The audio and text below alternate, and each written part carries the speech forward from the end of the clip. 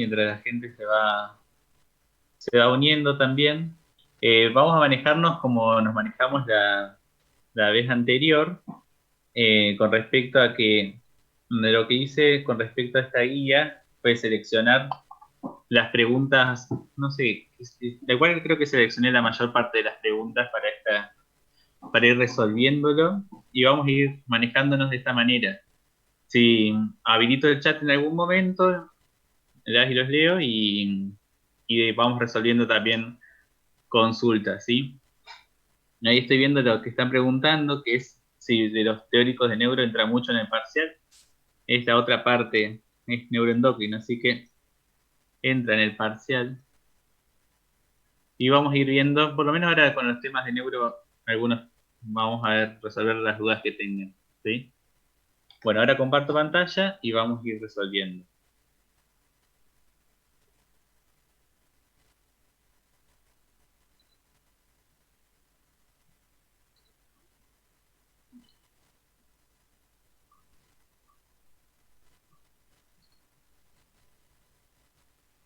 Bien.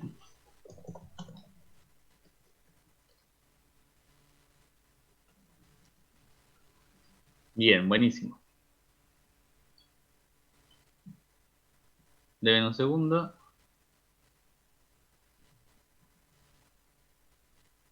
Acá. Bien. Ahí ya pueden ver la pantalla y me escuchan bien. Voy a apagar la cámara solamente para que pueda verse un poco mejor o mejore la calidad. ¿Sí? Bueno, genial. Bueno, cierro el chat y empezamos, ¿sí?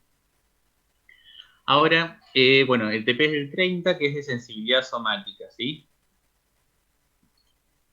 Bien, como introducción al tema, empecé con la introducción para ir abarcando cada punto de la guía. Si bien la guía está hecha como para hacerlo bien práctico en el aula, bueno, adaptarnos nuevamente a este contexto, ¿sí? Y como introducción a ver a los temas del sistema nervioso sensitivo, ¿sí?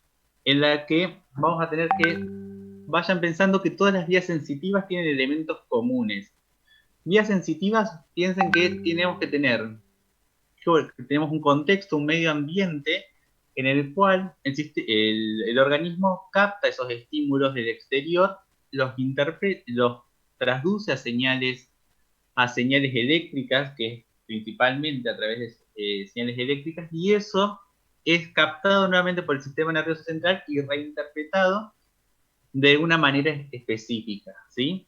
Entonces, tanto los estímulos que pueden ser estímulos visuales, estímulos sonoros, estímulos que se sienten a partir del tacto, ¿sí? Son una forma de energía física en la que actúa sobre un receptor sensitivo, ¿sí? Y que ese receptor sensitivo es un transductor, ¿sí? Capta esa energía del estímulo, ya sea una energía mecánica en forma de vibración, en forma de presión, química, ¿sí? Puede ser desde cambios en alguno de iones, cambios en protones, ¿sí? O energía lumínica, y lo que hace es convertirlo en un potencial de membrana, ¿sí? En los cuales, dependiendo de la vía, tenemos que pueden ser de diferentes formas, ¿sí? Este es un gráfico que muestra diferentes estímulos, o sea, muestra un mismo estímulo, lo cual es captado por una neurona, ¿sí? En los cuales, sobre uno de los extremos de esa neurona, tenemos que pueden haber estructuras nerviosas simples, como una terminación nerviosa simple, en la cual captan un estímulo y ese estímulo se conduce a través de una acción amielínico, un cuerpo celular, y acá la terminal sináptica, ¿sí? Mientras que estos, por ejemplo, pueden ser nociceptores, ¿sí? Después tenemos, o pueden ser estructuras muy especializadas en las cuales tenemos una terminación nerviosa encapsulada sobre capas de tejido conectivo, ¿sí? En los cuales ese estímulo se va a traducir en una señal eléctrica en la que va a conducir por un axón mielínico, dando entonces todas estas características que le da la propia vaina de mielina, ¿sí? Y se va a conducir a través de de la neurona. O pueden ser células receptoras especializadas como la célula pilosa, en el cual el movimiento de esos cilios genera una señal nerviosa, pero una señal química, en la cual hace sinapsis con una primera neurona, y eso se traduce en un potencial receptor, ¿sí? Esto es para que vean que, si bien son diferentes los estímulos y las unidades receptoras, vamos a ver que parte de estas comparten propiedades en común, ¿sí? Que los que ustedes tienen que ir viendo, así les favorece más el estudio, ¿sí? Ahora, la siguiente pregunta dice, ¿cómo hace el sistema nervioso central para establecer la diferencia entre los estímulos? Dice que si cada uno de ellos formaría un potencial de acción que es idéntico uno a otro, ¿sí? Pensando en que, ¿cómo sabe, o sea, cómo interpreta, cómo percibe el sistema nervioso central estos estímulos si acá, sobre la terminación nerviosa libre, sobre la terminación encapsulada, sobre la célula especializada, genera un potencial local que después se va a traducir en un potencial de acción, ¿sí? ¿Cómo hace para saber que es un estímulo nociceptivo? ¿Cómo hace para saber si es un estímulo mecánico, químico? ¿Sí? Eso es lo que vamos a ir tratando de resolviendo con parte de la guía, ¿sí? Entonces, lo que hace el sistema nervioso central el sistema nervioso es codificar esos estímulos sensoriales. Es decir, codificar quiere decir que se puede interpretar según 4 variables, ¿sí? Según la modalidad, ¿sí? Que tiene que ver con la especificidad de cada receptor, ahora lo vamos a ir desarrollando cada uno de estos. La intensidad, es decir, cómo hace para determinar si un estímulo, la magnitud de ese estímulo, si es un estímulo grande, si es un estímulo pequeño, ¿sí? La duración del estímulo y la localización, es decir, dónde se está produciendo ese estímulo, ¿sí? Para esto, vamos a empezar entonces con las pruebas que estaban estipuladas en la guía. Dice, el examen de la sensibilidad superficial, dice, se lleva a cabo estimulando el dorso de la mano y el brazo con distintos elementos y se le pide al voluntario que con los ojos cerrados la identifique. La elevación de los pelos de la piel de las áreas con el alfiler y apoyando un tubo de agua fría o caliente en un diapasón en áreas de la piel. Mi pregunta sobre receptores y sobre vías involucradas, ¿sí? Y hace también una referencia sobre la sensibilidad profunda, ¿sí? Y eso vamos a ir viendo cada uno de estos.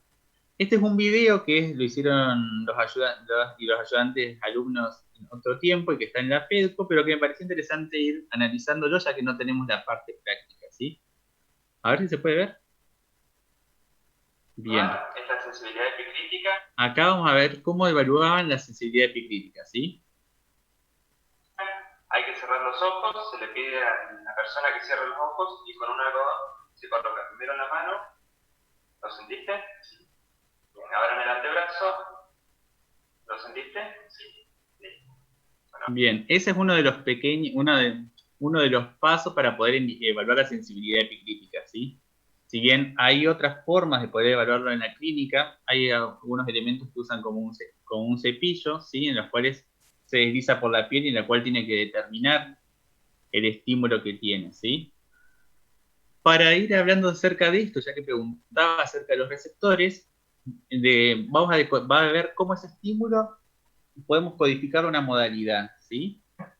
En el que la modalidad tiene que ver con los receptores, ¿sí? Con la relación del estímulo-receptor, con un principio ya de especificidad, y que está dado por el tipo de energía al que el receptor se activa con el menor umbral, ¿sí?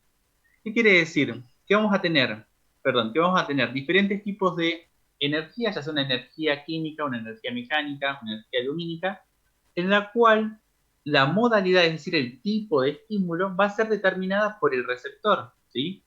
Va a ser, si es una energía lumínica, va a ser determinada por un fotorreceptor, si es una energía, si es una vibración, va a ser determinada por mecanorreceptores, ¿sí?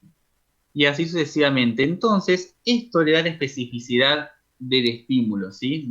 Para saber qué tipo de estímulo es el que están activando, ¿sí? En el caso de la piel, vamos a ver que tenemos diferentes tipos de receptores. Y todo esto le da diferentes propiedades. Todos estos tipos de receptores se corresponden a diferentes, están respondiendo a diferentes estímulos, los cuales son los que van a responder, ¿sí? En los cuales tenemos unas terminaciones nerviosas libres que están acá, que están en esta parte, si se ve, ¿sí? Que responden a estímulos nocivos, ¿sí? Son terminaciones que están ubicadas por toda la piel y responden, o sea, su principal umbral está dado por los estímulos nociceptivos, ¿sí? Después tenemos terminaciones nerviosas libres que están rodeando a la raíz del pelo y que estas terminaciones nerviosas libres envían señales ante el movimiento del pelo, ¿sí? Y después tenemos receptores de Merkel, que son los que registran la presión constante y la textura, ¿sí? Que se encuentran ya sobre la epidermis. Después tenemos el corpúsculo de Meissner, que el corpúsculo de Meissner son terminaciones nerviosas encapsuladas, fibromielínicas, y que responden a contracciones espasmódicas y sacudidas. Después tenemos otro que va a ser el corpúsculo de Pacini, que son los que registran las vibraciones y que es el que habíamos visto en la primera diapositiva, en el cual es la terminación nerviosa especializada, en las cuales están basadas principalmente en la sensibilidad epicrítica. Y después tenemos el corpúsculo de Ruffini, esos que responden a estiramientos de la piel, en el cual son terminaciones encapsuladas, multiramificadas, y que le dan diferentes propiedades a todo esto, ¿sí? En el que vamos a ver que tanto las terminaciones nerviosas libres como los receptores de Merkel, corpúsculo de Meissner, se encuentran todos en la piel y cada uno le va a dar la especificidad determinada a ese estímulo, ¿sí? Para que sea codificado, ¿sí? Este es un cuadro que les dejé, que después lo leen, ¿sí? Es un cuadro que tiene cada uno de los receptores con a qué responden primero, ¿sí? Y después le agrego otras características que la vamos a ir viendo, ¿sí? Esa modalidad, a modo de resumen, dice que cada receptor sensitivo posee un estímulo adecuado, que es una forma de energía a la que solo va a responder, ¿sí? Generalmente es la que presenta menor umbral, ¿sí? Pero quizás con un estímulo mucho más fuerte pueden llegar a responder de igual manera, ¿sí? Dice que el estímulo abre o cierra canales iónicos en la membrana, sea de forma directa o indirecta, ¿sí? Y que eso se va a traducir en un potencial receptor. Este potencial receptor tiene las mismas características, o sea, es un potencial de tipo graduado. Que se acuerdan al principio, ¿se acuerdan qué características tiene un potencial graduado? Mientras los voy leyendo, ahí abro el chat. Ay.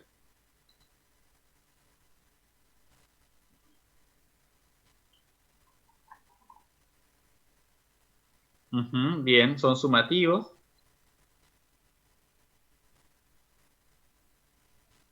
que pueden modificar su amplitud, que es un estímulo subumbral. Bien, ¿alguna otra? Pueden ser excitatorios o inhibitorios, ¿sí? Y va declinando su capacidad de despolarización, ¿sí? Que va de la mano entonces con esto que puede modificar su amplitud o que su amplitud va de la mano de la intensidad de ese estímulo que se está generando, ¿sí? Bien, vamos bien.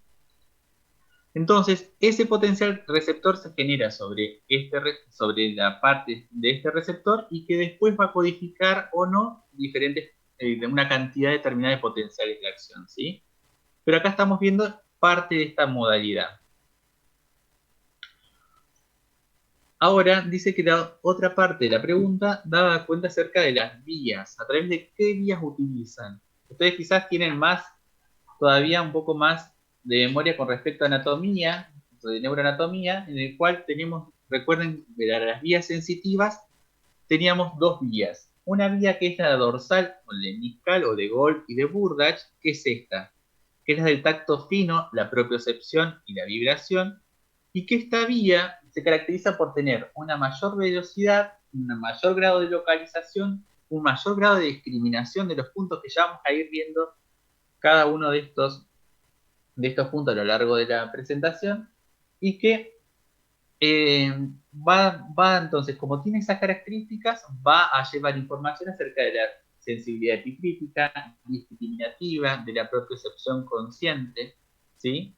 Mientras que tenemos la otra vía, que es la anterolateral o la vía espinotalámica, que las propiedades son diferentes a la anterior, a la lemniscal, ¿sí? Que va a ser la de menor velocidad, de pobre precisión, y que se proyecta también, pueden proyectarse también a otros núcleos reticulares, por ejemplo, ¿sí? Y que va a conducir las vías del dolor, de la temperatura y de la temperatura, ¿sí?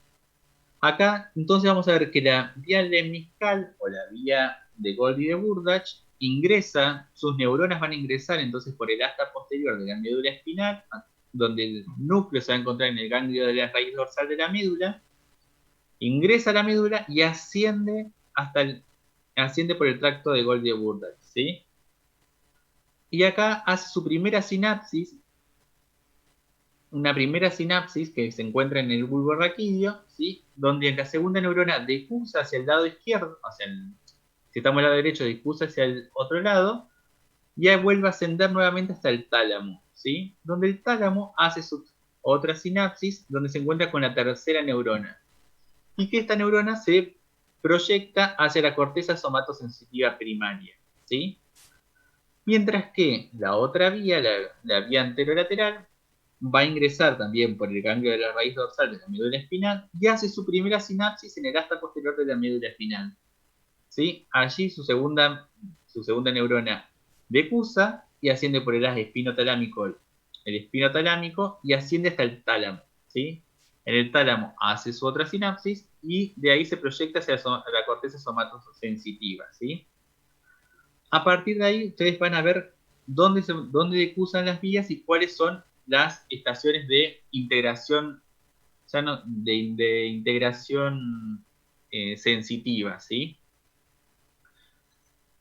Después le había agregado que tenemos que acá desde el tálamo se va a proyectar hacia una parte de la corteza somatosensitiva a la cual representan, ¿sí?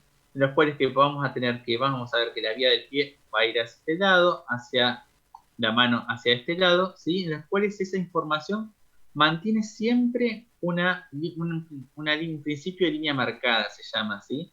Es que esa información va por líneas separadas en las cuales tiene su representatividad tanto en cada estación de relevo, como en el tálamo, como en la corteza somatosensitiva primaria, ¿sí? Acá les dejé también un cuadro que te diferencia cada una de estas vías, pero para que después lo lean. Bien. ¿Es la anterolateral o la espinotalámica?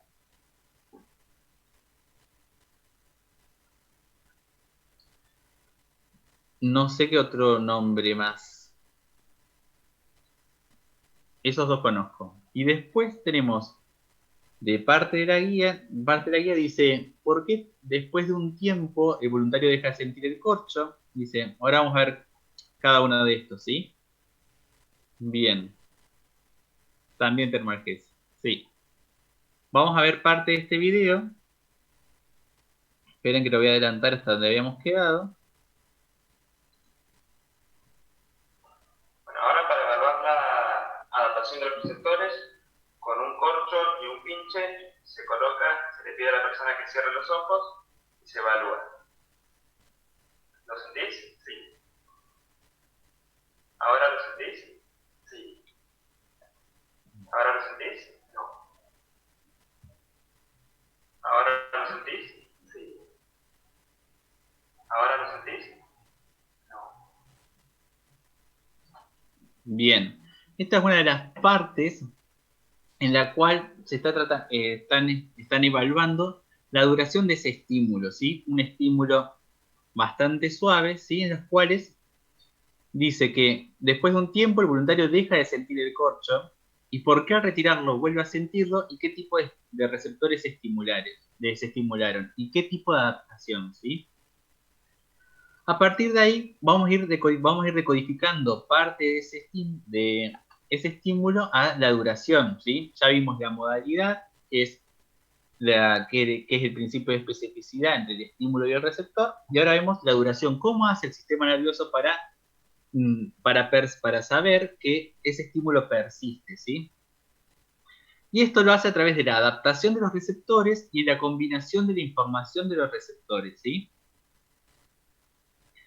Esto es un gráfico en el cual tenemos un estímulo, un receptor, y sobre ese receptor se va a medir el potencial receptor, ¿sí? Y acá, sobre este axón de la neurona, sobre el nodo de Rambier, se grafican entonces cuántos potenciales de acción generó ese potencial receptor, ¿sí?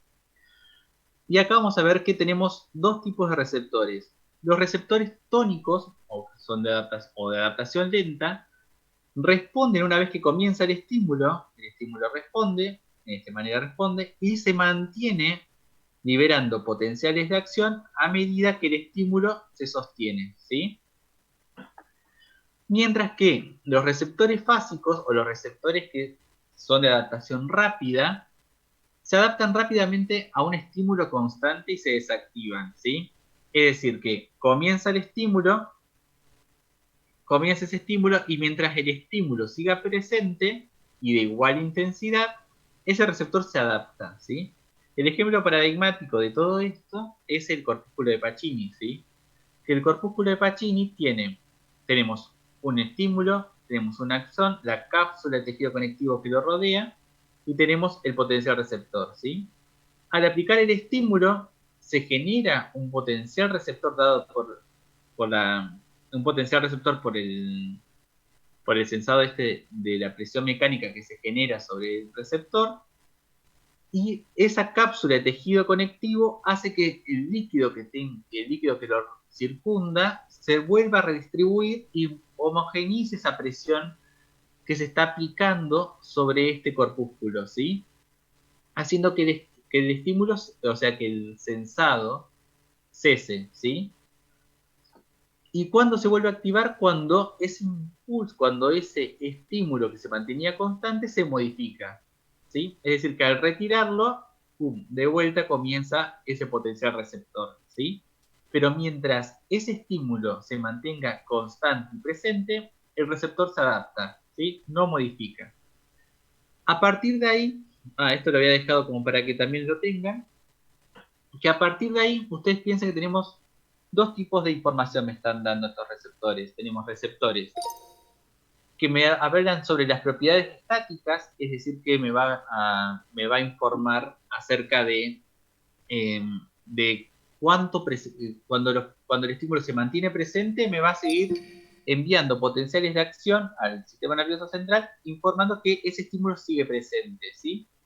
Mientras que los receptores básicos o de adaptación rápida son los que me hablan acerca de los cambios dinámicos que se producen en ese estímulo, ¿sí? Y otra de las formas que tiene entonces para saber la duración es la combinación de de la información de los receptores. Vamos a tener sobre la piel todos los receptores que mostré unas diapositivas atrás, ¿sí?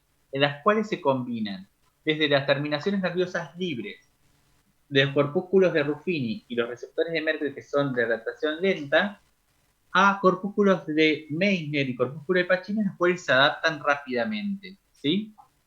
Entonces, al aplicar un estímulo a la piel, tenemos que me va a informar cambios dinámicos, los de adaptación rápida, y los estáticos se lo van a informar también parte de ese mismo, ¿sí? Manteniendo siempre una información hacia el sistema nervioso central, ¿sí? ¿Se entendió ahí eso? Claro, sí, ya. Sí, Yasmira, sí. Dice que el potencial de acción solamente aparece cuando el estímulo comienza y cuando termina. ¿Sí? Bueno, buenísimo. Entonces ya vimos entonces dos de las modalidades de cada uno de los receptores perdón, las características para decodificar ese estímulo. Vimos la localización, vimos la duración, y ahora vamos a ver entonces esta pregunta de la guía. Dice que es la discriminación de dos puntos en las cuales, acá explica la técnica que yo dejé parte de un... A ver, para qué leo. Pero si los...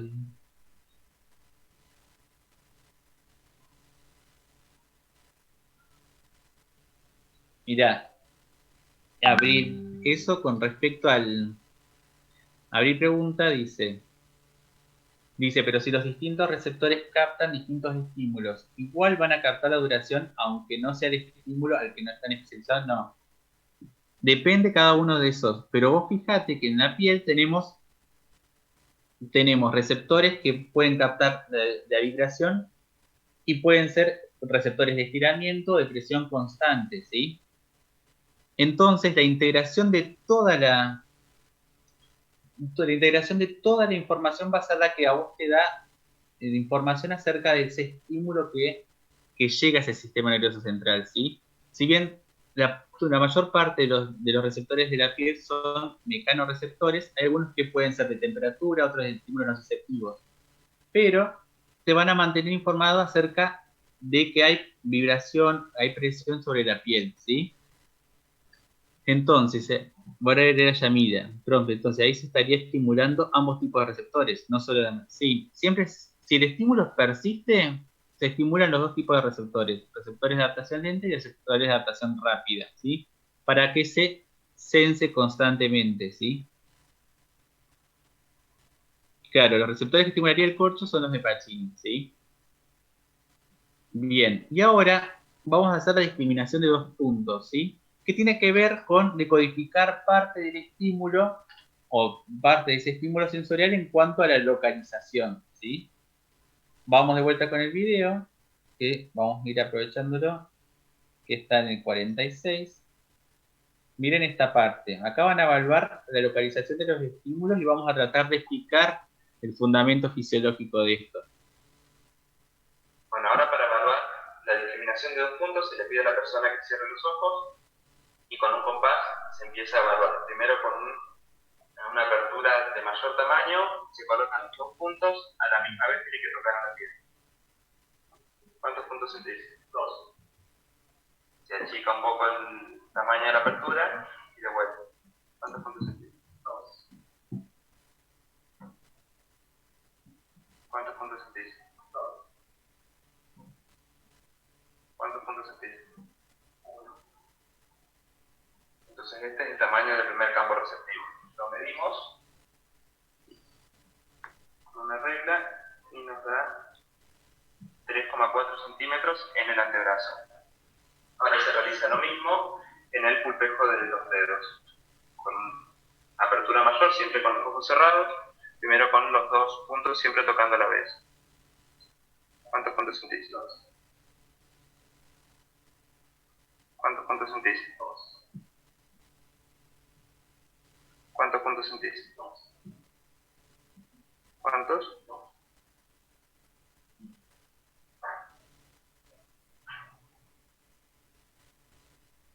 ¿Cuántos puntos sentís? Entonces este es el tamaño del campo receptivo del pulpejo del dedo. Lo volvemos a medir y vemos que en el pulpejo del dedo es de 0,4 centímetros.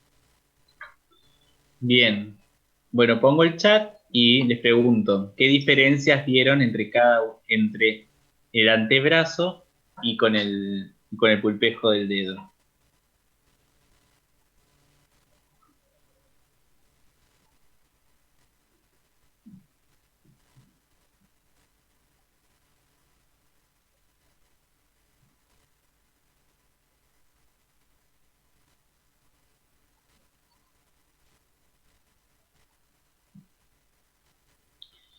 En la densidad de receptores.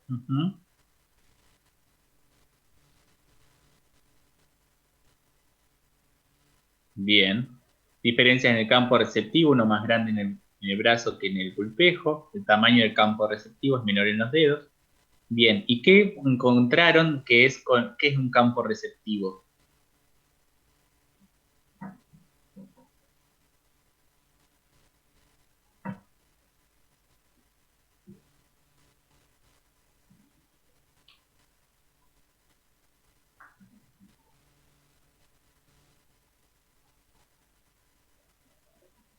El área de la piel inervada por una terminal, el área donde se puede captar el estímulo de parte de una neurona.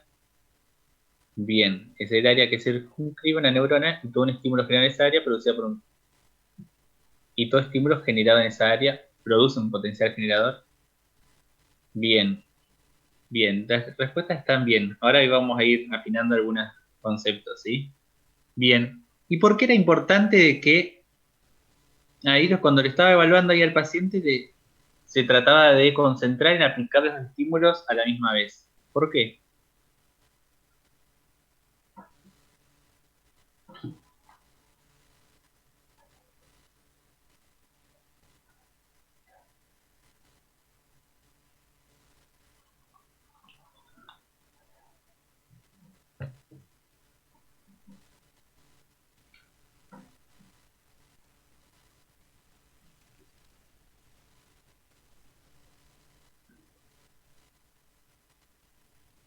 Ujú.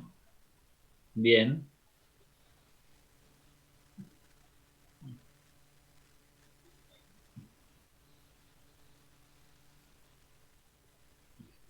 bien,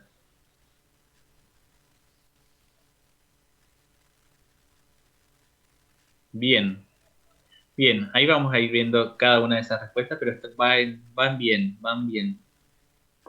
Tiene que ver, porque si no vos estás aplicando dos estímulos diferentes, ¿sí? Entonces es pensado como que son dos estímulos diferentes, entonces permite, le da al sistema nervioso central la pauta de que son dos estímulos diferentes separados, ¿sí?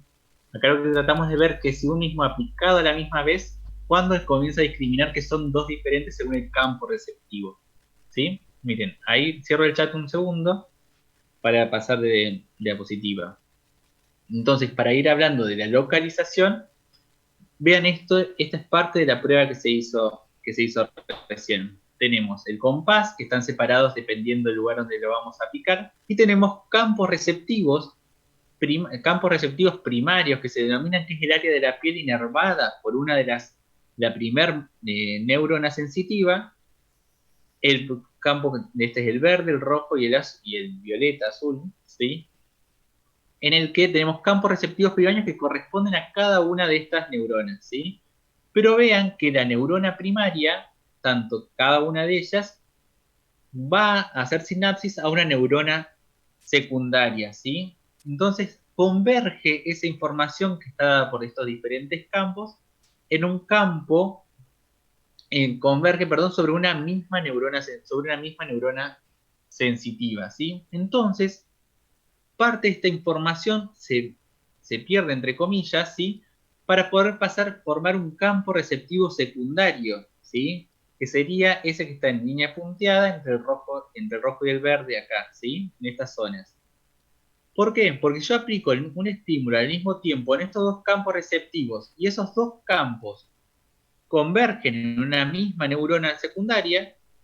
Esa información de la localización me va a poder decir que se encuentra en este campo secundario, pero no me va a poder determinar en qué momento, ¿sí?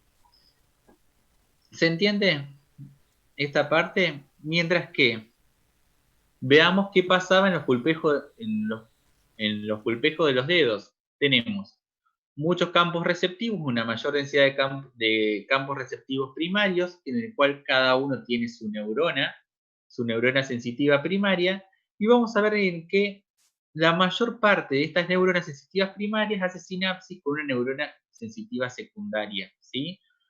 Permitiendo que el campo receptivo secundario sea el mismo que el primario, ¿sí? Y haciendo que esta información sea pueda ser discriminada en estos dos puntos, ¿sí? Porque esta aplicación de este estímulo sobre este campo receptivo va a conducir hasta la segunda neurona secundaria y de ahí a la tercera, ¿sí? Para poder generar una imagen de que se estimuló esta localización de la piel. Mientras que lo demás pasa lo mismo, ¿sí? A partir de ahí también vean este ejemplo que es también parte de lo que veníamos hablando, en el que sobre un alfiler estamos aplicando un estímulo sobre la piel, ¿sí? Supongan el pulpejo del dedo.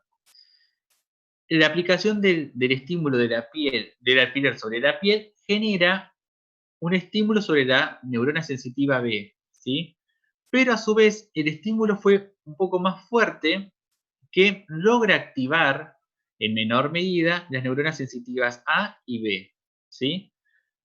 cada una tiene su neurona secundaria, pero como es una zona altamente poblada de receptores, altamente sensible, como en el caso de los pulpejos de los dedos, hay un principio de inhibición lateral. ¿Qué sucede? Como esta zona fue la que más se activó, o sea, la que más activó, la que generó un potencial receptor mucho más amplio, que generó mayor frecuencia de despolarización de la membrana a través de los potenciales de acción, y la que liberó mayor cantidad de neurotransmisor, inhibe a las neuronas secundarias, ¿sí? Envían neurotransmisores que lo van a inhibir y hace que permita que continúe la misma intensidad de ese estímulo hacia la tercera neurona sensitiva, ¿sí? ¿Qué le aporta esto al sistema nervioso central? Le aporta un mayor grado de precisión del estímulo, ¿sí? De precisión acerca de dónde se está localizando ese estímulo, ¿sí?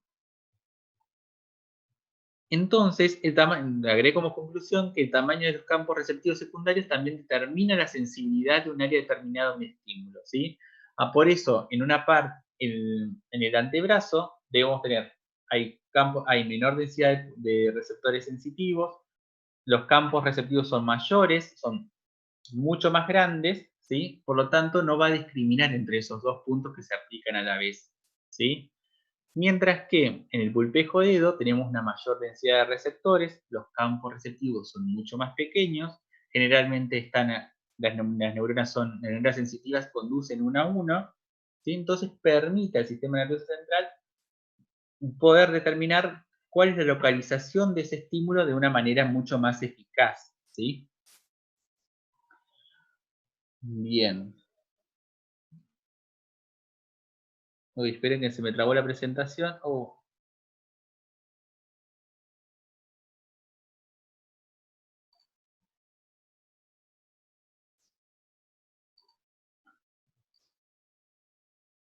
Hola, ¿siguen ahí? No sé qué pasó.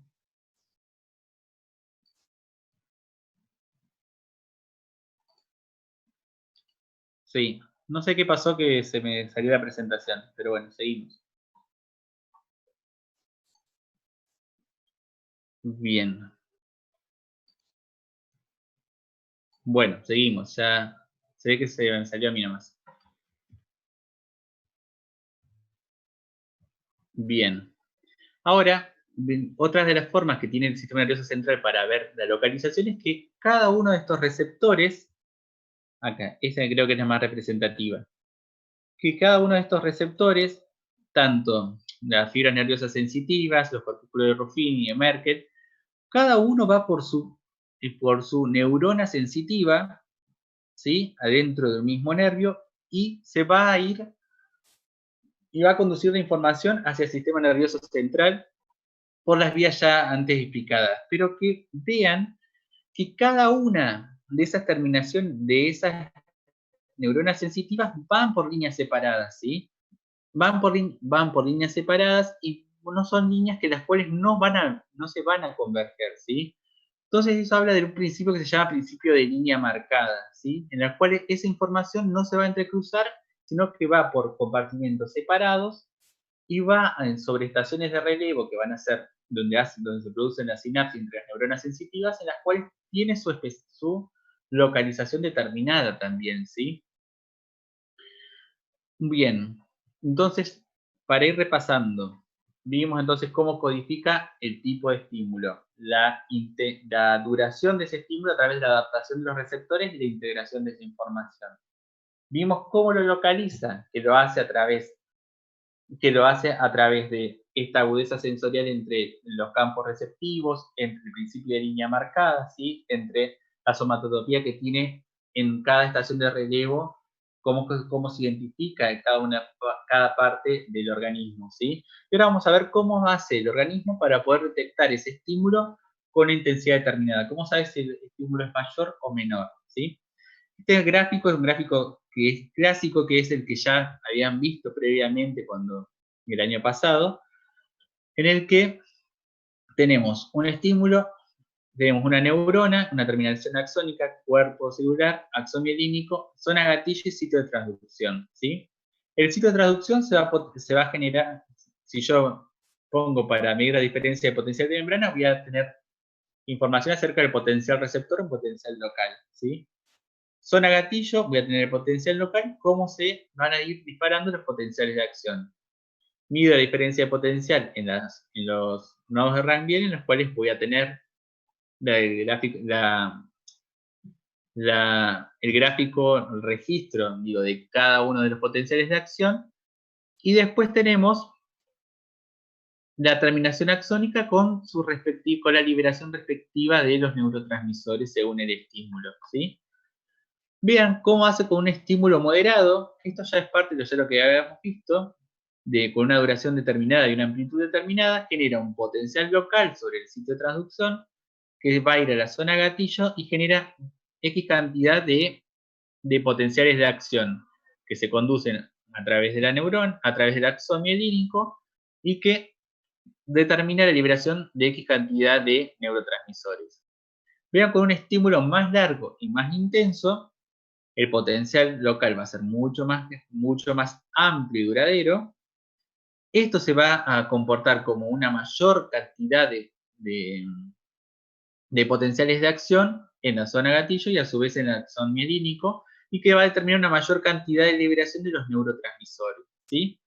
Esto se llama código de frecuencia, ¿sí? Entonces hace que la característica que tenga el estímulo de ser más largo y más intenso se representa a través de esto, a través de una mayor cantidad de potenciales de acción y una mayor cantidad de neurotransmisores, ¿sí?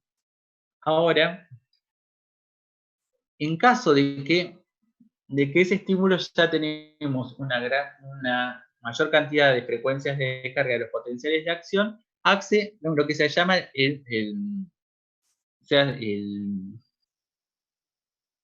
activación poblacional, me sale ahora, pero ya me va a salir cuál es el verdadero nombre. Pero es el código de población, se llama, ¿sí?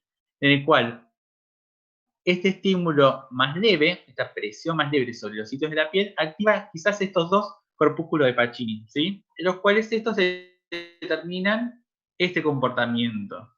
Pero mientras a medida que apretamos más presión, vamos a ver que se van a activar estos en una mayor medida que los demás, pero la sumatoria entre estos corpúsculos de Pacini, que quizás no se activaban con un estímulo menor, marca el grado de intensidad que tiene ese estímulo mecánico, ¿sí? ¿Se va entendiendo? ¿Se entendió? Entonces fuimos a ir repasando cada uno entonces de cómo hace para codificar cada uno de esos estímulos, ¿sí? Bien. Valentina nos dice, no, vamos a ver lo del código de población, ¿sí? Vamos a esperar a ver qué dice alguien más. Los veo.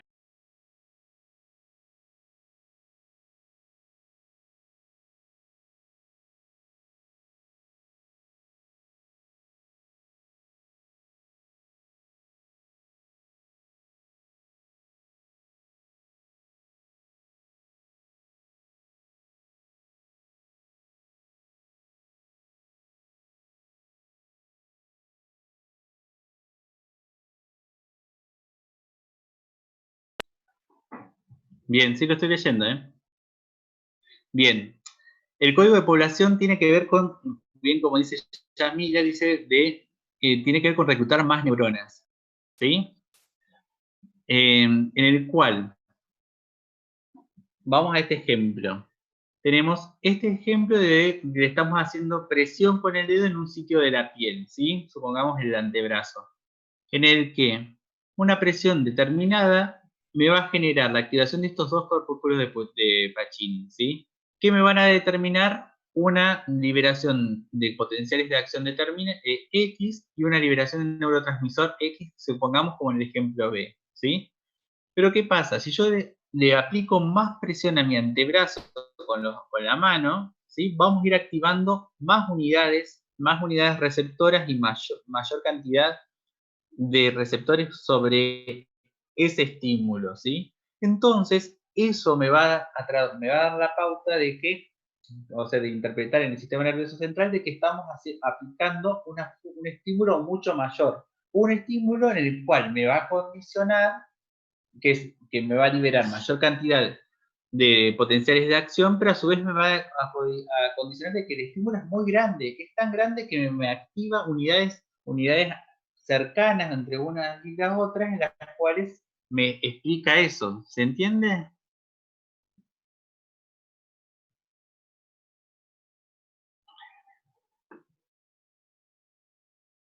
¿Se entendió más o menos? Lo voy leyendo.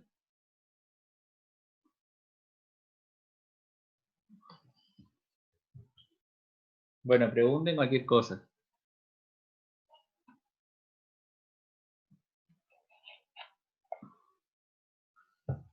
Es mucho más práctico verlo en clase, hacer cada una de estas pruebas para que se quede más graficado, pero bueno, nos adaptamos a la realidad. Bueno, y esto lo puse como para que ustedes después analicen, ver de por qué se basan en estos principios generales. En un principio de jerarquía, en un principio de circuitos neuronales y de somatotopía, que algunos ya lo fuimos explicando a lo largo de la presentación, pero me gustaría que también ustedes lo analicen, que los vi en el teórico, por eso también se los agregué, pero lo responden bien en el teórico, ¿sí? ¿Se entendió hasta ahora más o menos lo de sensorial? Lo de el estímulo del tacto.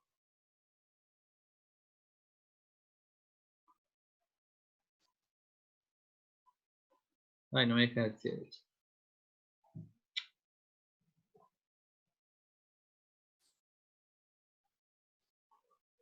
Sí, buenísimo. Tengo problemas con la computadora, no sé qué me pasa. Bien, pasamos a lo de la agudeza visual, ¿sí? Vamos. Seguía entonces como que define agudeza visual, realizar un recorrido de la vía visual y establezca los principales problemas que modifican la agudeza visual. Este también es parte de ir viendo el, el sistema, el ojo, la fisiología de ojo, ¿sí? En esta, como vamos solamente a hacer las evaluaciones que hacemos aparte de la fisiología del ojo, pero ustedes estudian cómo es el mecanismo por el cual se traduce cada una de esas, se traduce la señal lumínica en un potencial de acción, ¿sí? Y cómo va a ir conduciendo. Ahora lo que vamos a ver son las maneras en las cuales nosotros podemos evaluarlas. Para la agudeza visual, encontré varias definiciones para ir analizando, es que dice que es la capacidad para percibir, detectar e identificar objetos.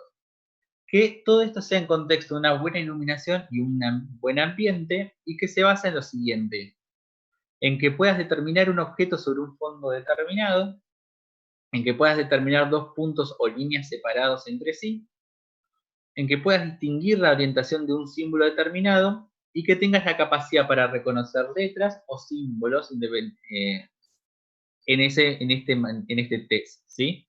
Y lo hacemos a través del test de Snellen, ¿sí? Que es un test que se comienza a hacer desde la edad pediátrica, en el cual, o sea, el paciente se coloca a una distancia determinada, dependiendo del espacio que tengamos, ya son 6 metros, perdón, 3 metros, en el cual tenemos que se va a evaluar la agudeza visual en función de que se tiene que colocar el paciente justamente con una buena iluminación y un buen ambiente, en el cual se les hace preguntas acerca de qué puede observar a esa distancia, siempre evaluándolo con un ojo, con un ojo a la vez, un ojo cubierto, ¿sí? En el cual va a ir desde la menor agudeza visual hacia la más fina, ¿sí? Y lo que tenemos que hacer es evaluar un ojo a la vez, ¿sí? En los cuales ahí te va a detectar los principales problemas acerca de la agudeza visual, que ahora ya lo vamos a ver. En el que, por ejemplo, si voy descendiendo en esta escala, vamos a ver que la agudeza visual se va a definir como hasta el menor sitio en el cual uno puede diferenciar cada una de estas letras, ¿sí? Ahí veo el chat. Bueno, no sé por qué no me deja acceder al chat. Ahí lo saco de vuelta y lo pongo, ¿sí? En el que vamos a tener que, por ejemplo, si con el ojo derecho yo puedo alcanzar a ver la línea de 6 y no la línea del 7, vamos a ver que se dice o se registra como que tengo una agudeza visual de 1/10, ¿sí? O 1/7, puede ser diferentes en cada ojo, ¿sí? Los principales vicios de refracción son perdón, las principales alteraciones en la agudeza visual son los vicios de refracción, ¿sí? Que son los clásicos, que es la miopía, la hipermetropía o el astigmatismo, ¿sí? En el cual y la presbicia. De la cual es la miopía, que es la incapacidad para poder discriminar bien de lejos, pero sí vemos bien de cerca, se debe todos a vicios de refracción de cómo ingresa la luz a través del cristalino e impacta sobre la retina. Dependiendo del vicio de refracción, va a impactar esa luz por delante de la retina o por detrás de la retina, o el astigmatismo, que es pérdida de la forma esférica de la córnea, ¿sí? Entonces hace que se refleje de otra manera sobre la retina el ingreso de la luz, ¿sí? Pero bueno, esos son parte de clínica, en lo cual está bueno como para ir conociéndolo. Lo que me interesa que vean es esto, que es la vía sensitiva, ¿sí? La vía visual, ¿sí? Es a través del segundo par, en el cual presten atención a esta parte. Tenemos el ingreso de luz y tenemos acá el globo ocular, en la parte posterior tenemos la retina y acá tenemos el nacimiento del nervio óptico, ¿sí? Presten atención a esto, que es que parte de cada uno de estos ojos, del ojo, vamos a tener una parte que está en contacto con la parte temporal y que va a recibir la luz del lado contralateral, ¿se entiende? Mientras que tenemos un lado nasal que va a recibir la luz del otro lado, del lado temporal, ¿se entiende? Lo mismo sucede con el ojo contralateral. Su lado temporal recibe la luz del nasal y del lado nasal recibe la luz de la parte temporal. ¿Se entiende esa parte? Porque esa parte después es importante. Hoy no puedo ingresar al chat. ¿Sí? Bien, buenísimo.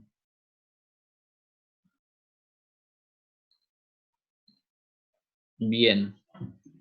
Ahora, vean cómo continúa la vía. Del lado temporal se va a dirigir parte de este tracto a través del nervio óptico hacia el quiasma, ¿sí? El quiasma óptico vamos a tener fibras que van a decusar y fibras que no. Las fibras del lado temporal no van a decusar, sino que hacen este movimiento. Si las siguen, hacen esto, ¿sí? Es como que se mantienen del lado paralelo hasta el cuerpo geniculado lateral del tálamo, ¿sí? Hace esto. Se mantiene de manera paralela. Mientras que la parte nasal es la que decusa. Sigue y pasa hacia el lado contralateral. De esta manera pasa hacia el lado contralateral y decusa hacia el cuerpo geniculado lateral, ¿sí? Y del cuerpo geniculado lateral salen proyecciones ópticas, o sea, neuronas ópticas, que van hacia la corteza visual en el lóbulo occipital, ¿sí? Entonces esa es parte de la vía sensitiva, ¿sí? En la cual tienen que conocer y seguramente conocen un poco mejor con esto con anatomía. Esta es parte de la misma vista y me quedó mal esa parte. Y dice, defina el campo visual, cómo se relaciona con la estructura de función del ojo, identifica las principales alteraciones en el campo visual, ¿sí?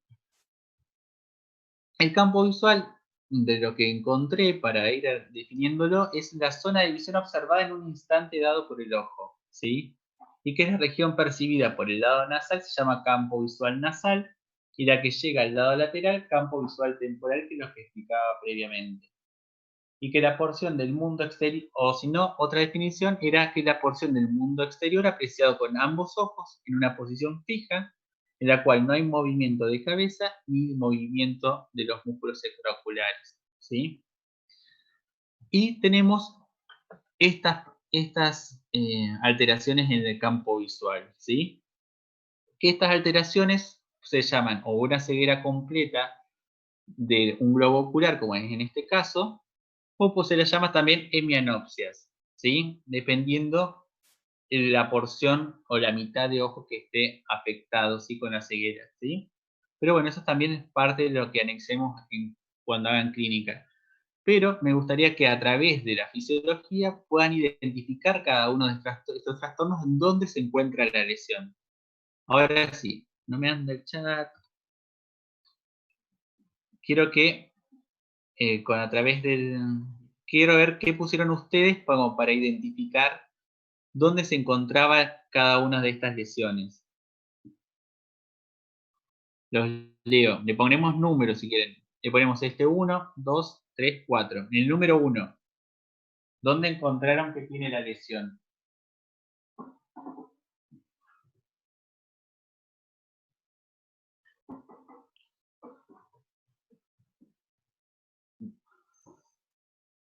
Bien, en el 1 tenemos que hay una...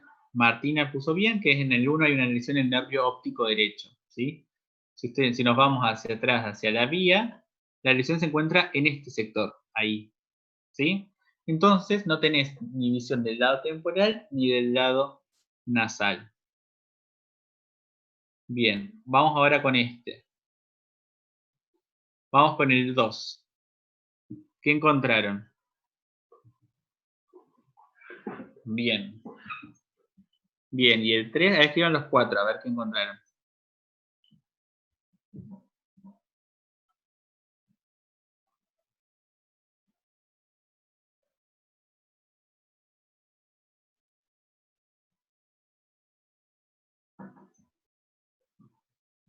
Uh-huh.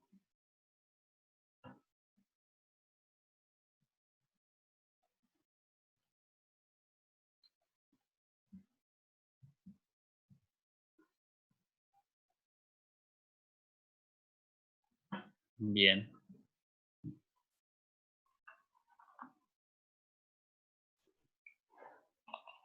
¿Se entiende cómo nos damos cuenta, por ejemplo, en el 2 que la lesión está en el quiasma óptico? ¿Se entiende por qué se ve de esa manera?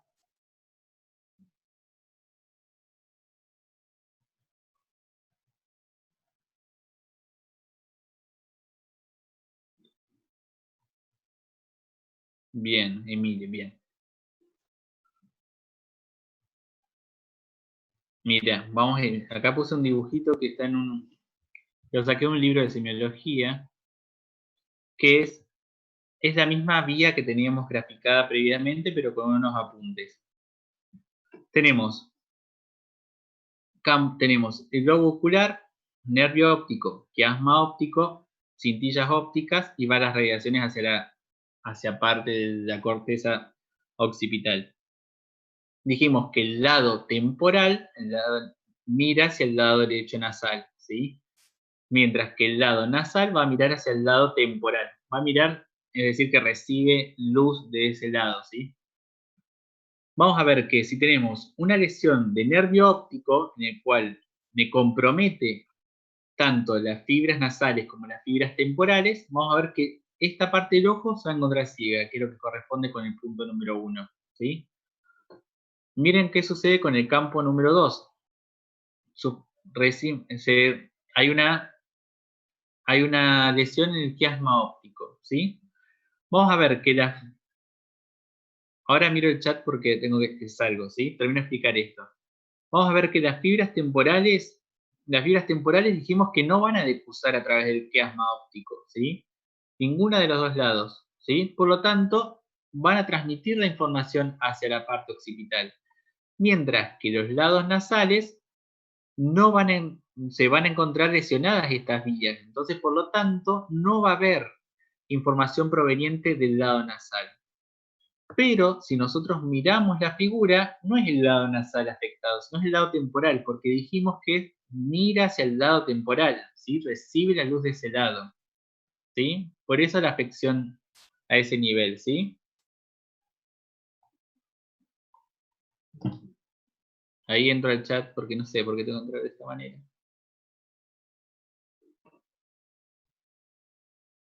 ¿Bien? ¿Se entendió? La idea es que vayan siguiendo cada una de las vías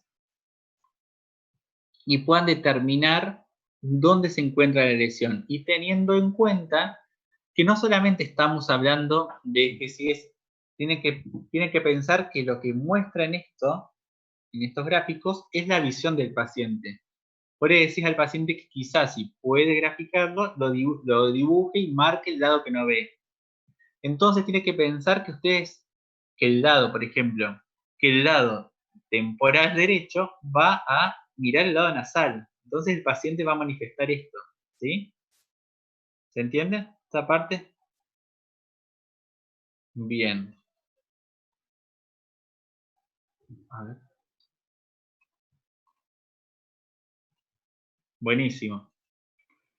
Ahora vamos a ver otra de las formas de evaluar parte del sistema del ojo, ¿sí? En el cual vamos a ver los movimientos que hace el ojo y cómo lo evaluamos.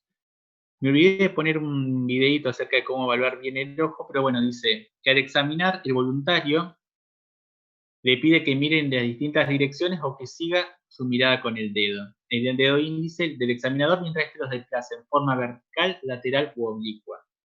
Si miran la pantalla, yo estoy evaluando al paciente que tiene este ojo, imagínenselo, en el que voy a apuntar, voy a tratar de fijar su mirada del mentón con una mano y le voy a decir que a una distancia determinada mire el puntero láser, que en este caso sería un dedo o una lapicera. Y yo lo voy a movilizar mi dedo hacia este extremo y él me va a tener que seguir con los ojos, ¿sí? Hacia el otro, hacia arriba y hacia cada una de las puntas de un cuadrado, ¿sí? Entonces, a partir de ahí yo voy a evaluar el movimiento ocular, ¿sí? Y si ustedes se acuerdan parte de anatomía, van a ver que cada uno de estos músculos tenemos músculos extraoculares e intraoculares. Los extraoculares permiten el movimiento del ojo coordinado, en los cuales tenemos, a ver,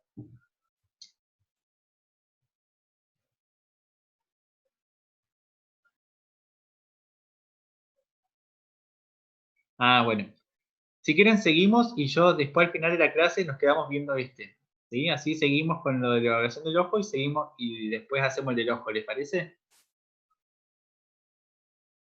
Ya que ese hay que seguir solamente los tractos.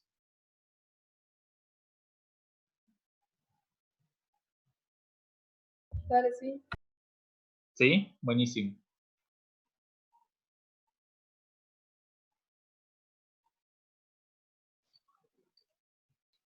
Bien. Viendo esto, ustedes, viendo la evaluación del ojo, del movimiento del ojo, ustedes pueden sacar varias conclusiones en caso de que el paciente presenta una desviación de la mirada, ¿sí? Primero, partiendo de la base de quiénes inervan cada uno de estos músculos. Por ejemplo, el músculo externo es inervado por el sexto par o motor ocular externo. Después tenemos el oblicuo mayor, ¿sí? El oblicuo mayor que está inervado por el cuarto par, que es el patético. Y después tenemos el motor ocular común que inerva el recto superior, recto interno, recto inferior, el oblicuo menor, y que lo que me olvidé de marcar acá es que también inerva el elevador del párpado, ¿sí? El motor ocular común, a su vez, tiene fibras parasimpáticas que se dirigen a hacer la constricción el músculo constrictor de la pupila, ¿sí? Siguiendo con parte de la evaluación de esto, es con el reflejo fotomotor y de acomodación. Vamos a ir leyendo el fotomotor, que es el evaluar la contracción que presentan las pupilas cuando se ilumina con una linterna. Y el reflejo de acomodación dice que evalúa la constricción pupilar que ocurre cuando el voluntario enfoca la vista primero en un punto distante y luego se solicita que enfoque su vista hacia algún objeto cercano, ¿sí? Vamos a ir viendo, lo que me interesa que veamos es este reflejo fotomotor, directo o indirecto, ¿sí? Miren que dice que el tercer par inerva fibras parasimpáticas que salen del ganglio ciliar, ¿sí? Que es este. Su núcleo está en la sustancia gris periaqueductal mesencéfalo a la altura de los tubérculos cuadrigéminos, ¿sí? Miren este gráfico. Tenemos un gráfico como si fuera un paciente en el cual vamos a iluminar solamente el ojo derecho con una linterna, ¿sí? Vamos a ver que esto es captado por la retina, y a su vez sus extensiones forman el nervio óptico. En el nervio óptico tenemos una porción temporal y una porción nasal.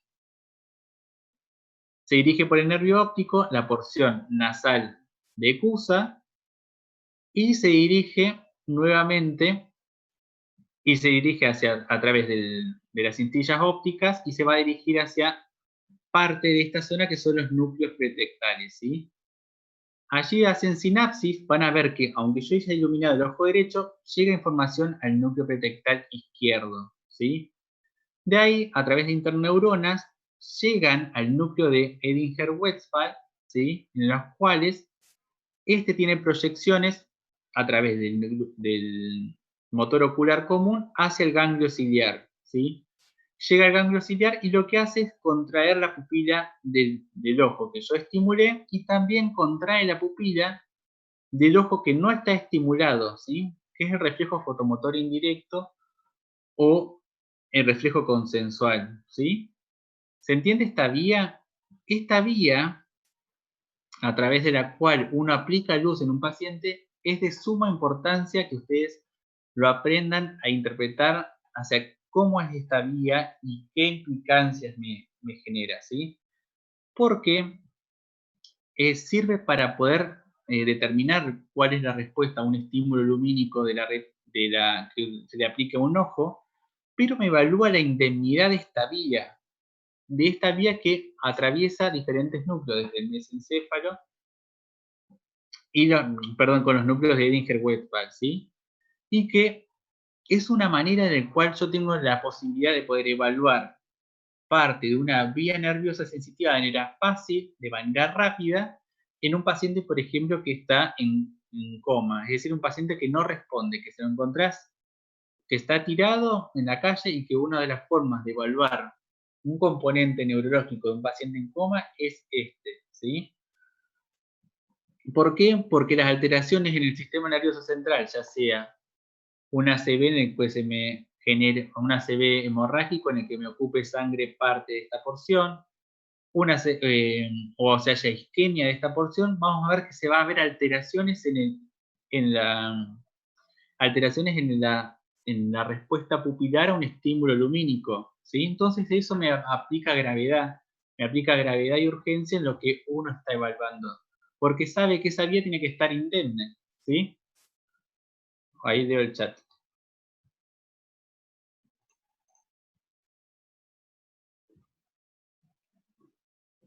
Claro, podría no contraerse el ojo en ese caso, que le vaya un problema en ese núcleo o en alguna parte de esta vía en la cual haya problemas problemas isquémicos, haya un tumor, haya una lesión infecciosa, ¿sí? ¿Se entiende? O haya hipertensión endocraniana, ¿sí? Lo cual es la evaluación pupilar es un dato muy simple que puede hacer cualquier persona que se entrene fácilmente, pero que me da mucha información acerca del sistema nervioso central. Miren las respuestas, este es un gráfico que tomé, pero de que las respuestas que podés obtener a través de la evaluación pupilar, ¿sí? Que puedes tener normal, puede estar anisocoria, puede estar miótica, puede estar midriáticas, y dependiendo la reactividad que tenga o no la luz, también me genera como urgencia en tratar de saber qué es, porque hay algo en esta vía en la cual no es normal, ¿sí? Si yo conozco esa fisiología en la cual sé por qué estructura estoy atravesando, en las cuales yo sé que la respuesta es que haya una respuesta pupilar del lado estimulado y del otro lado, cuando no la tengo que sospechar que algo en esa vía está pasando, ¿sí? Otra de las cosas que sucede es que son las intoxicaciones también es a través del reflejo pupilar que se pueden ir sospechando. Las pupilas se contraen al mismo tiempo. Al mismo tiempo. Yo aplico el estímulo lumínico, vean que las vías van por el mismo sentido, ¿sí? No hay por qué tiene que haber retardo en uno con el otro, ¿sí? Incluso acá se les suele poner una barrera o pueden poner la otra mano o pueden poner un cartoncito o algo, en el que traten de que no se llegue luz del otro y la contracción pupilar se produce de igual manera. Otras de las cuestiones que puede suceder es que, claro, bien Victoria, es así. Y que perdí en lo que estaba, en el hilo que quería seguir, pero bueno, ahora ya se me va, voy a volver nuevamente.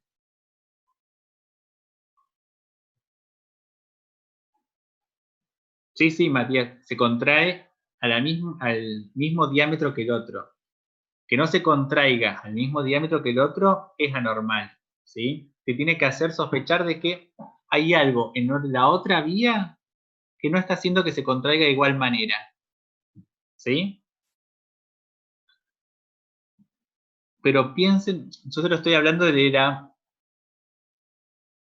yo se lo estoy hablando de la, claro, ya sería una anisocoria, como dice Martín. Yo estoy hablando de que ustedes conozcan bueno, la fisiología normal y la importancia de que tienen un elemento que les ayuda a evaluar lo neurológico de manera muy fácil y que les da muchas herramientas a ustedes para cuando ejercen la práctica médica, que tiene que asustarlos, no, tiene que llamarles la atención esto, ¿sí? Que no es normal. La miosis no es normal, la miosis es normal, pero hay distintos grados de miosis. Hay miosis que son un punto, se llama miosis puntiforme, que con punta de alfiler, en las cuales esas tienen que hacer sospechar de otra cosa.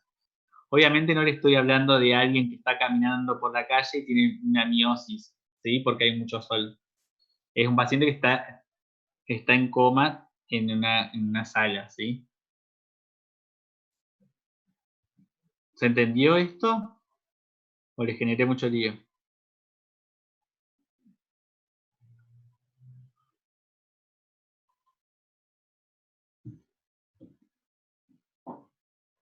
Bueno, buenísimo.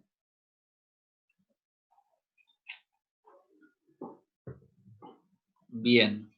Este es a modo de ejemplo, ¿sí? Y después decía, otra de las partes de la guía decía que expliquemos los fundamentos de la visión cromática. Esto es parte también de la evaluación del sistema neurosensorial, en el que la visión cromática, a modo de resumen, porque es mucho más interesante explicar cómo se genera la traducción de la parte del estímulo lumínico a un estímulo eléctrico, ¿sí? Pero miren, a modo de resumen de la visión cromática, tenemos fotorreceptores en el ojo, que son los bastones, entre comillas, que son los de la visión nocturna, y los conos. Recuérdense que la proporción entre uno de ellos es de 20:1, ¿sí? Los cuales los conos, que serían estos, son los responsables de la visión aguda y en colores durante el día, y que la mayor densidad de estos se encuentra en la fobia, ¿sí? Y que la estructura de estos fotorreceptores tenemos un segmento externo, que sería este, que está en contacto con el epitelio pigmentado de la retina, y después tenemos el segmento interno en el cual posee el núcleo del cono o del bastón, ¿sí? Y tenemos después una terminación sináptica a partir del cual acá va a ingresar esta luz. Dice que los pigmentos visuales están unidos a la membrana de los discos de los segmentos externos de los fotorreceptores, que serían estos discos, ¿sí? Que los pigmentos son los traductores que convierten esta energía lumínica en una señal eléctrica, que serían un potencial de membrana, ¿sí? Los bastones tienen la rodopsina, que sería esta molécula, que sería como la principal sensora de estos estímulos lumínicos, en las cuales tienen la opsina y la retinal, mientras que los conos tienen otros tres pigmentos diferentes, pero que están en íntima relación con esta estructura de la rodopsina, ¿sí? Los conos tienen tres pigmentos diferentes que son excitados o estimulados por diferentes longitudes de onda de la luz. Entonces, lo que permite la visión en colores. Ahora con este gráfico va a quedar un poquito más claro. Tenemos porcentaje de absorción de la luz que va de 0 a 100 en función de la longitud de onda de la luz. Vean, dijimos que los conos tienen tres tipos de pigmentos en los cuales van a absorber mayor o menor medida la luz dependiendo la longitud de onda. Y que esto tiene, la longitud de onda es lo que le va a otorgar la característica de color que interpretamos, ¿sí? Tenemos conos azules que en los cuales captan la luz con una longitud de onda de 400 a 500, los verdes de 500 a 600 y los rojos de 550 a 700. ¿Sí? Y que la combinación de estos de la activación de estos tres tipos de pigmentos que generan a su vez potenciales de membrana, hacen que uno interprete cada uno de estos colores, ¿sí? Esto a grandes rasgos, obviamente, repasa un poco mucho más acerca de cómo se genera la traducción de este estímulo, pero es para ir repasando lo que vamos a analizar ahora, cómo evaluamos esta visión cromática. Esto lo hacemos a través de estas láminas en las cuales ya está preestablecido o ya está estandarizado que a través de estas láminas uno va a detectar diferentes colores, ¿sí? Va a detectar diferentes números en base a cómo está interpretando estos colores, ¿sí? Por ejemplo, yo acá veo un 42, un 16, un 12, quizás alguien de otra manera. Este test se llama test de Giara, que son láminas de colores que se utilizan para estudiar las deficiencias cromáticas. Y que esto ya está preestablecido. Los que no ven un 12 en este color y ven otro número que ya está preestablecido, que no me acuerdo si era un 16 creo, está establecido que los que ven otro número que no sea el 12 tienen una deficiencia cromática. El más conocido es el daltonismo, ¿sí? El que los daltonismos se van a clasificar según la deficiencia del pigmento. En este caso, el más común es el rojo-verde. En los cuales, si no existiéramos estos dos tipos de pigmentos de los conos, la persona no está en condiciones para discernir entre estos colores. Puse 4, pero son entre estos dos. El trastorno es un trastorno genético que es exclusivamente de varones, ¿sí? ¿Por qué? Porque está codificado en el cromosoma X, que codifica los conos para estos dos colores respectivos, ¿sí? Entonces es una herencia que se recibe de la madre y que se manifiesta en los varones por tener el cromosoma XY, ¿sí? En cambio, en las mujeres, al tener los dos cromosomas X, si en caso de que exista una deficiencia en uno de ellos, generalmente el otro suple esa deficiencia, ¿sí? Esto a modo de grandes rasgos, pero es una de las formas en las cuales evaluamos la visión cromática, ¿sí? Y ahora vamos a ir a la última parte. ¿Son distintos pigmentos dentro de cada cono o distintos conos tienen un pigmento específico? Son distintos pigmentos dentro de cada cono. Bien, y ahora vamos a pasar a la última parte, que es la evaluación del sistema auditivo, ¿sí?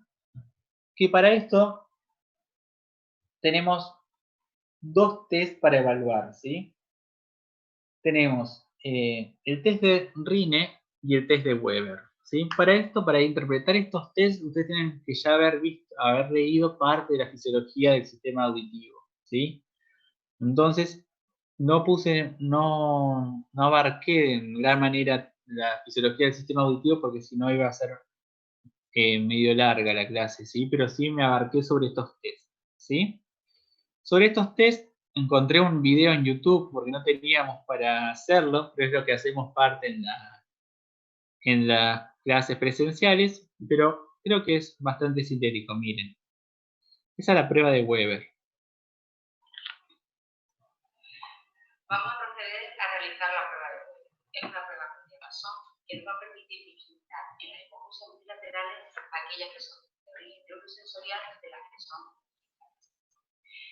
Cuando hagamos la prueba, le vamos a preguntar al paciente que dónde oye la vibración, si es dentro de la cabeza, toda ella, o bien si lateraliza, si oye mejor hacia un oído o hacia otro.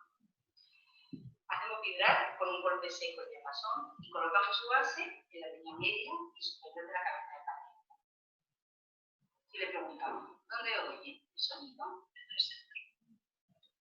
Otras formas alternativas de colocar el diapasón es en la frente, en el puente de la nariz o bien sobre los incisivos superiores. Bien, ese es uno de los test. Y creo que viene el otro test y ahí lo vamos a ir analizando uno por uno, ¿sí? Pero me gustaba que miren cómo se realiza porque quizá a veces no queda claro con las instrucciones. Vamos a proceder a realizar la prueba de vuelo. Ah, no, me quedó igual, el mismo. Ah, me quedó el mismo, bueno. Juro que lo había puesto bien, pero bueno. La prueba de Rine la explico yo porque si no, es de la siguiente manera. Acá como está en estos dibujitos, ¿sí? Tiene, la prueba de Rine lo que hace es, hace vibrar el diapasón y en un primer momento lo coloca sobre la apófisis mastoide de uno de los oídos, ¿sí? Haciendo vibrar el diapasón sobre la apófisis mastoide. Lo que hace ahí es, a través de la conducción ósea, estimula a los huesecillos del oído medio y del oído interno a vibrar y a conducir el sonido, ¿sí? Y después, antes de que termine de vibrar, lo pone cerca de la oreja y evalúa la conducción del estímulo sonoro a través de la vía aérea, ¿sí? ¿Sí? ¿Qué sería lo normal? Sería lo normal de que el paciente perciba el sonido a través de la vía ósea y que perciba mucho mejor el sonido a través de la vía aérea, ¿sí? Conduciéndose mucho mejor a través de la vía aérea que de la vía ósea, ¿sí? Entonces ese test de Rain es normal o es positivo, se lo dice, ¿sí? ¿Qué vamos a ver con esto? Estos test te permiten poder evaluar las diferencias entre las hipoacusias, es decir, las hipoacusias que son conductivas o las hipoacusias neurosensoriales. Las hipoacusias conductivas son todas aquellas que afectan el oído medio o el oído externo y que uno sospecharía que tiene una hipoacusia conductiva cuando hay, por ejemplo, obstrucción al paso de las ondas de sonido, ¿sí? O, por ejemplo, puede haber una otitis purulenta, puede haber una obstrucción del conducto auditivo externo por un seroma, ¿sí? Por una fibrosis de la membrana timpánica, en los cuales la prueba de Rine va a ser mucho mejor. Por ejemplo, esta sordera conductiva va a conducir mucho más por la conducción ósea, es decir, por esta, que por la conducción aérea en el oído afectado. ¿Por qué? Porque si yo tengo un tapón de cera, una otitis media, por ejemplo, en el cual tengo líquido purulento en el oído medio, va a conducir mucho mejor las ondas a través de la vía de la conducción ósea que a través de la vía aérea, ¿sí? ¿Se entiende esta prueba? Es media complicada como de ir entendiéndola. Díganme si entendieron cómo lo que estoy tratando de diferenciar. Bien, buenísimo. Es para ir prestándole atención porque son medias complicadas quizás de interpretar. Bien, entonces piensen que una sordera conductiva me va a mejorar, voy a escuchar mucho mejor a través de la vía ósea, ¿pero por qué? Porque tengo líquido que me está impidiendo el paso de las ondas sonoras hacia el oído interno. En cambio, cuando yo estimulo por vía ósea, el líquido me lo va a transmitir mucho más rápido y mucho mejor calidad. Entonces el paciente va a sentir una mejor transmisión ósea que una mejor transmisión aérea, de lo cual eso no va a ser lo normal, ¿sí? Mientras que el test de Weber es, como dijo la española anterior, dijo que tenemos vamos a hacer vibrar el diapasón y lo colocamos en el centro de la cabeza, ¿sí? En el cual el paciente va a si escucha bien de los dos oídos, va a sentir el estímulo sonoro en el centro de la cabeza, que es lo normal. En cambio, si no lo siente, si lateraliza para un lado, es decir, que escucha mucho mejor hacia algún lado, quiere decir que se está lateralizando hacia el oído no afectado, es decir, que el otro no estaba escuchando de la manera correcta, ¿se entiende?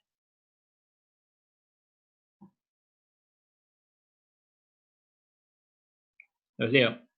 Los leo. Sepe. Bueno, esto es parte de que vayan, es para ir diferenciando. Lo que me interesa es que sepan cuando los dos tipos de hipoacusia que tenemos, de conducción o neurosensorial, y que van a ir en cuanto a lo fisiológico, representados en cuanto a cómo se transmiten las ondas sonoras a través del oído medio y al oído interno, y cómo las neurosensoriales son las que afectan principalmente al oído interno, en el cual el problema no está en el pasaje de las ondas sonoras, ¿sí? Pero bueno, tengo unos videos también que me parecieron bastante aplicables, que se los voy a mandar por Pelco, que son bastante expeditivos acerca de esto, ¿sí? Bueno, y ahí terminamos parte de la guía. Ahora vuelvo. Me quería mandar esta diapositiva, que era éxitos en el último parcial, que ya es la última de la cursada. ¿Le quedaron muchas dudas? Ahora vuelvo a lo del ojo. Los voy leyendo.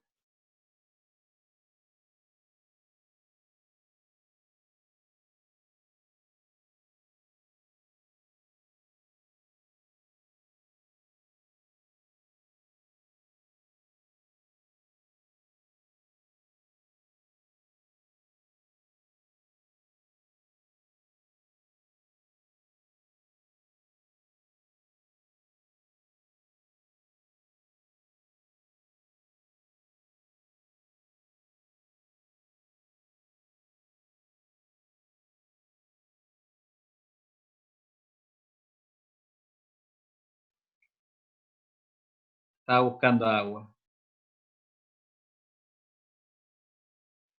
Bueno, métanle ganas, cualquier cosa, pregunten por Pelco. Pero quiero que ya es el último tirón, ya termina, Ticio. Volvemos a este. ¿Qué dudas habían quedado de este?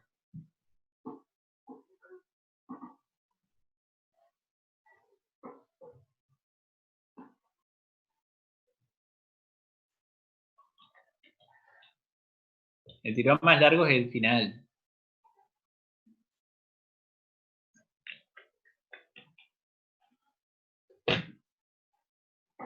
Regularizarlo ya es un gran paso. Bueno, el cuarto.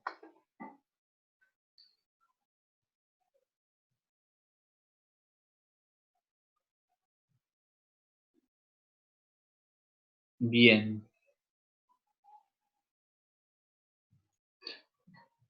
Lo voy a dejar de leer un segundo y paso a mostrar el cuarto. Y el 3 también. Bueno. Ya con este es mucho mejor explicarlo. Vean que tenemos de vuelta lo de la afectación entonces de cada uno de estos sectores de la vía óptica, pero vean que esto grafica, tenemos el grupo número 3, o sea que el grupo 3 va a estar representado por el número 5 en este, ¿sí? En el cual en el 5 vamos a tener fibras provenientes de las radiaciones ópticas, en las cuales tenemos que provienen fibras del lado temporal del ojo izquierdo, sigan el camino.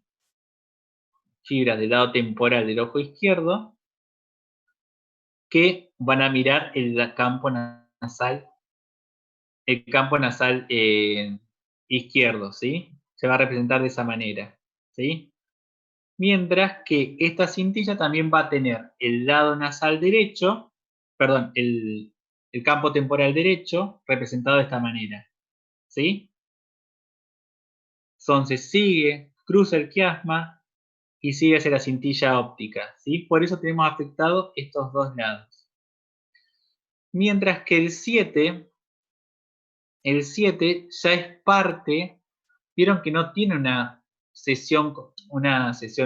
interrupción completa de todas las radiaciones ópticas, sino de una parte de ellas, ¿sí? Y que por eso se corresponde con el lado, es como un cuarto, ¿se entiende? Porque no está completo del todo esa radiación, ¿sí? De esa manera ustedes lo pueden explicar bien. Ay, tengo que salir para ver el chat, no sé por qué me pasa eso. La rápida. La 3 es una lesión de la cintilla.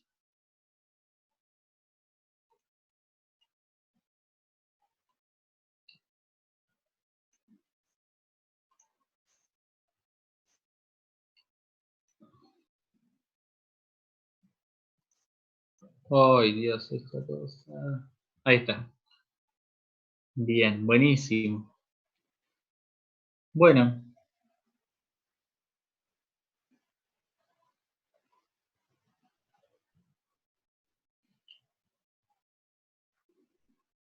dice que los exámenes, ahí se me fue la pregunta, de la sensibilidad superficial y profunda, las vías son para ambas, la lemniscal y la espinotalámica. Sí, acuérdense de lo que esas vías depende de lo que van a conducir, ¿sí? Si es un tacto grosero, si es nociceptivo, ¿sí? O es de la termoalgesia, va por la espinotalámica. Si es un tacto discriminativo, epicrítico, de vibración, va por la vía del lemniscal, ¿sí? Mirá, vamos con Augusto. Paso de vuelta, ¿sí? Paso de vuelta acá, ahora leo el chat. Mirá, Augusto, vamos a ir viendo esta paso por paso. Esta tenemos de esta manera, ¿sí? Tenemos, acordate las disposiciones que tienen las fibras del nervio óptico, ¿sí? Tenemos fibras nasales y fibras temporales. Las fibras temporales son aquellas en las cuales van a mirar al campo nasal derecho, o sea que la luz que ingresa viene de este lado, así, en esta dirección. Estas fibras temporales van a través del nervio óptico y al momento del quiasma no lo decusan, siguen su lado de manera paralela, o sea que tienen la visión ipsilateral del lado derecho, pero miran hacia el campo nasal, ¿sí? Mientras que las fibras nasales miran el campo temporal derecho, ¿sí? Entonces, que al momento de nacimiento del nervio óptico decusan el quiasma y de esta manera van a ir a proyectarse hacia el lado contralateral, ¿sí? Lo mismo sucede del otro lado, del ojo contralateral.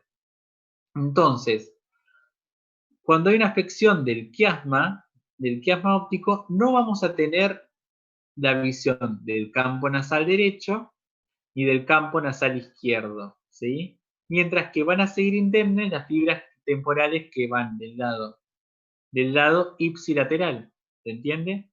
Acá tenemos esta disposición del paciente, dijimos que las nasales son las que se están afectadas, ¿sí? Pero la ceguera está del lado izquierdo, del lado temporal, o sea, del lado externo. Y eso es porque miran hacia el otro lado, ¿sí? Vos enfocate en poner la mirada de este lado, o sea, tratar de ponerte en la misma disposición y que imaginá que si bien es el lado nasal el que está afectado porque excusa a nivel del quiasma óptico, la ceguera es del lado temporal, porque el lado nasal derecho se lo veo con la otra fibra temporal. ¿Se entendió? Ay.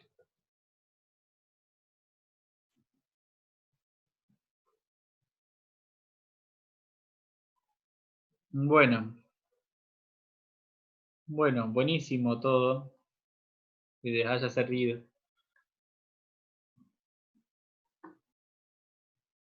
Voy a dejar de compartir la pantalla.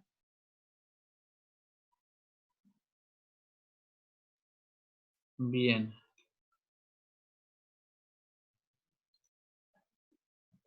Bueno. Está la cama en cualquier lado. Bueno,